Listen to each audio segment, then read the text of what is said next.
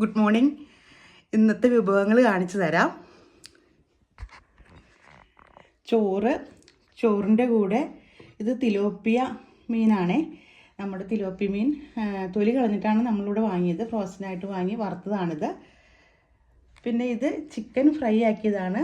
തൈരും കുരുമുളകും ഒക്കെ ചേർത്ത് ചിക്കൻ ഫ്രൈ ആക്കിയതാണിത്. പിന്നെ ഇത് കരിങ്ങാലി ഇട്ട് തിളപ്പിച്ചാറിയ വെള്ളമാണ്.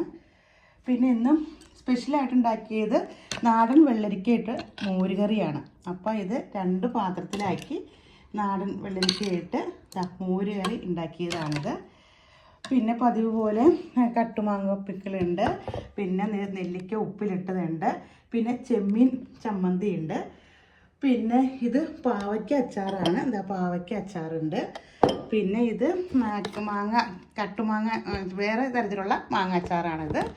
പിന്നെ നമ്മുടെ സർലാസ്. അപ്പോൾ ഇതൊക്കെയാണ് ഇന്നത്തെ വിഭവങ്ങൾ. അപ്പോൾ ഓക്കെ, ബൈ.